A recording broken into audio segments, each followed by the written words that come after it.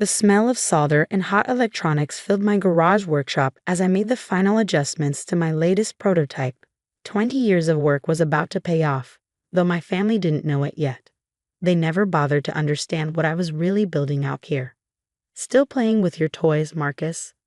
I didn't look up from my work. My brother Peter's voice carried that familiar tone of amused condescension. He stood in the doorway of my garage, probably fresh from another board meeting at Hamilton Tech, our family's company. What do you want, Peter? Mom and Dad's anniversary dinner? The one you're already an hour late for?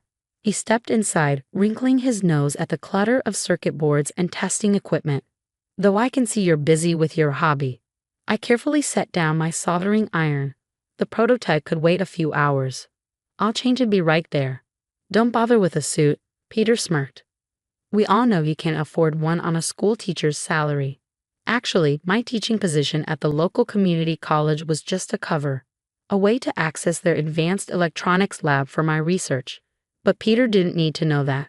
Let him think I was just the family failure, the dreamer who'd walked away from a cushy corporate job to pursue crazy inventions. The Hamilton mansion was lit up like a Christmas tree when I arrived. Luxury cars filled the circular driveway. The board members and executives who'd helped build Hamilton Tech into one of the country's largest electronics manufacturers. All here to celebrate my parents' 40th wedding anniversary. Marcus, my mother's voice carried across the marble foyer. You couldn't even dress properly for this. I looked down at my clean but simple clothes. Sorry, Mom, lost track of time. In that garage again, she sighed. Honestly, when are you going to grow up and rejoin the real world?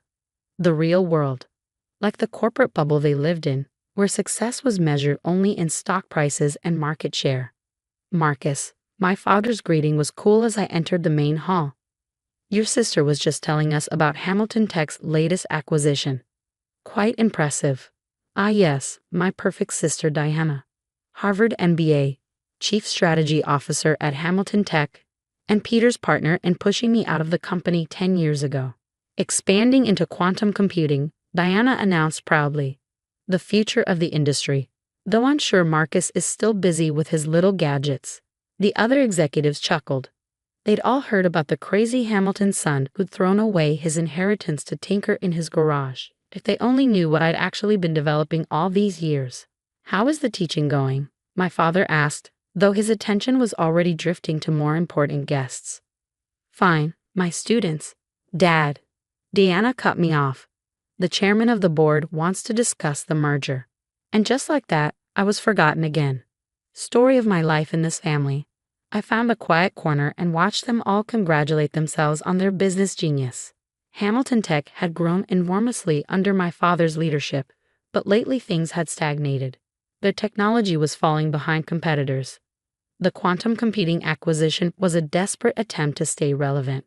My phone buzzed. A text from my research partner, Dr. Sarah Chen. Final tests complete. Patent filing ready. Should I submit? I smiled, thinking of the prototype sitting in my garage, 20 years of work, leading to a breakthrough that would revolutionize quantum computing. The very field Hamilton Tech was struggling to enter. Not yet. I texted back. Wait until tomorrow. Family event tonight. Speaking of the quantum division, Peter's voice carried across the room. Our engineers are making excellent progress. I had to suppress a laugh. Their excellent progress was years behind what I'd already achieved. But they'd never bothered to look at my research, never taken my ideas seriously.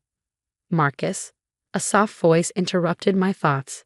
Angela, my old friend from the Hamilton Tech engineering department, one of the few who'd supported my decision to leave.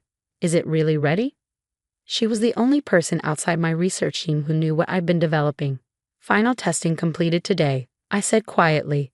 Patent filing tomorrow. Her eyes widened. They have no idea, do they?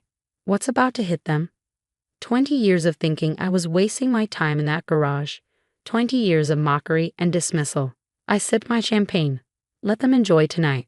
Tomorrow everything changes. Marcus, Peter's voice again. Stop hiding and join the family photo. Try to look successful for once. I stood with them, smiling for the camera. The disappointing son, the crazy inventor, the family embarrassment. Let them think that for one more night. Tomorrow, when my quantum processing patent was published, They'd learn exactly what I'd been building in that garage, and why their desperate corporate acquisition was already obsolete. Speech, someone called out. My father stood, raising his glass. To family, he declared. To success. To Hamilton Tech's continued dominance in the industry. And to my children, Peter and Diana, who represent the future of our company. I noticed he didn't mention me. As usual, my phone buzzed again. Sarah, Wall Street Journal wants to interview you tomorrow. They've heard rumors about the breakthrough. Perfect timing. Later that night, as the party wound down, Diana cornered me by the coat check. You should sell the garage, she said. Use the money to buy some decent clothes, maybe start a real career. I thought of the prototype hidden there, of the patents that would be filed in just a few hours. Actually, I smiled. I think I'll keep it. Never know when you might need a good workspace. For what? More failed inventions? She shook her head. Face it, Marcus, you're never going to be anything more than the family disappointment. I collected my coat, thinking of tomorrow's headlines, of the chaos that would erupt when Hamilton Tech realized their billion-dollar quantum computing acquisition was worthless compared to my technology. We'll see about that, sister. We'll see. The next morning, I sat in my garage watching the sun rise. In 1 hour, the patent office would open. In 2 hours, the Wall Street Journal article would drop. In 3 hours, Hamilton Tech's stock would start trading. My phone buzzed. A message from Angela. Board meeting scheduled for 9 a.m. They have no idea what's coming. I looked at my prototype, the culmination of 20 years' work. The device that would either save Hamilton Tech or destroy it, depending on how my family chose to handle today's revelations. Time to show them what the family disappointment can really do, I texted back. The garage didn't look like much, just a cluttered workspace full of electronics and testing equipment. But by sunset, everyone would know this was where a revolution in quantum computing had been quietly developed. While they were busy mocking my toys and failed inventions, I created something that would change the industry forever. Sometimes the best revenge isn't proving them wrong. It's proving yourself right in a way they can't possibly ignore. My phone buzzed one final time. Sarah again. Patent office opens in 5 minutes. Ready to press send. I thought of all the family dinners I'd endured. All the mockery about wasting my time, all the suggestions to get a real job and grow up. Send it, I replied. It's time. By 8:45 a.m., my simple garage had become the center of a media storm. Reporters clustered outside, held back by private security I'd hired weeks ago. Inside, I sat calmly at my workbench, watching Hamilton Tech's stock price on my laptop while Sarah handled the press calls.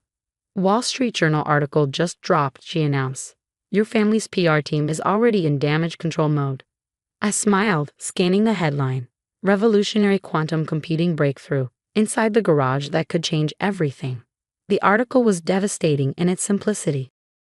While Hamilton Tech had spent billions acquiring outdated quantum computing technology, their crazy inventor son had quietly developed something far more advanced. My patent application, now public, proved that their entire acquisition strategy was obsolete before it began. Your brother's calling.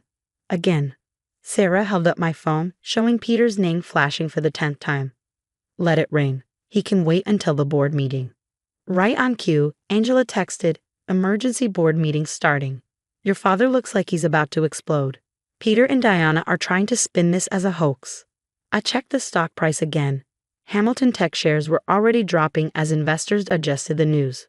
The quantum computing division they'd spent billions acquiring was worthless compared to my technology. Time to go, I told Sarah, standing up. Ready to crash a board meeting. The Hamilton Tech headquarters hadn't changed much in 10 years. Same sleek glass tower, same expensive art in the lobby, same security guards who used to know me as the boss's son. Mr. Hamilton, the head of security, nodded, looking uncomfortable. The boardroom is. I know where it is, Frank, and I believe they're expecting me. We could hear the shouting before we reached the top floor. Peter's voice carried through the closed boardroom doors. This has to be a trick. Marcus couldn't possibly. I pushed open the doors, Sarah right behind me. The room fell silent. Hello, family, I said quietly. I believe you have some questions about my patent application. You. Diana shot to her feet. How dare you announce this without warning?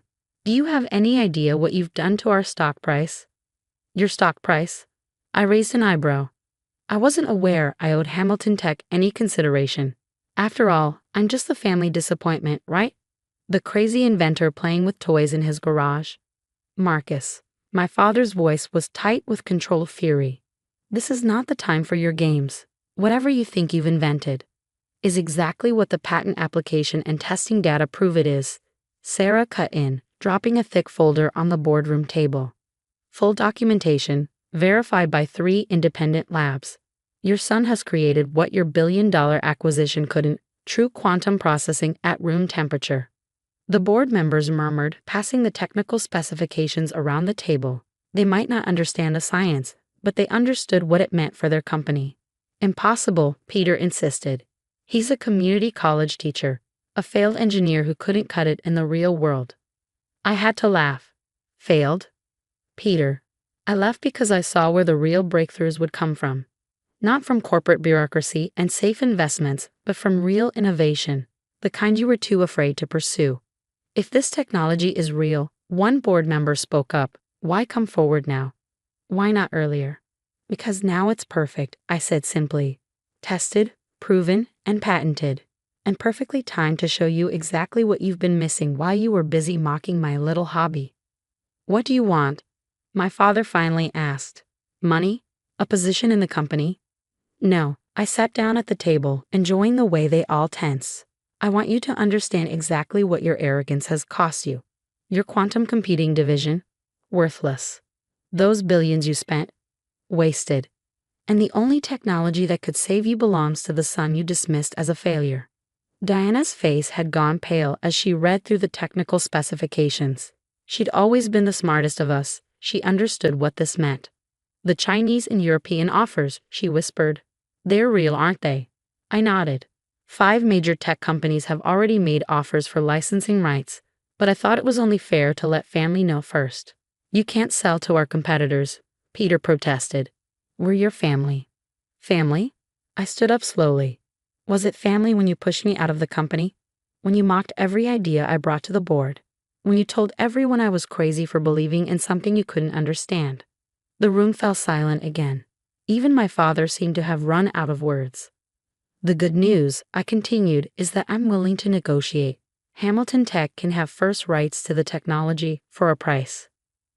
Name it, the chairman of the board said quickly, before my family could object. First, Peter and Diana resign. Their positions go to qualified engineers, not corporate politicians. Now wait a minute, Peter started, but Diana grabbed his arm. Done, she said quietly. What else?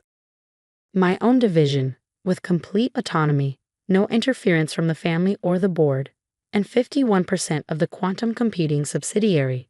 That's outrageous, my father exploded. You can't demand. I can demand whatever I want. I cut him off.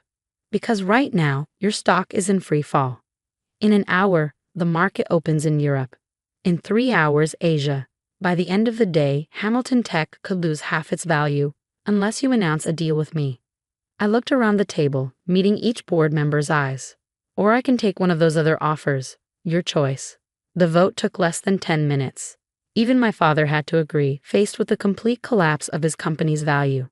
As the lawyers worked out details, I stepped into my father's office, soon to be my office. He stood by the window, looking older than I'd ever seen him.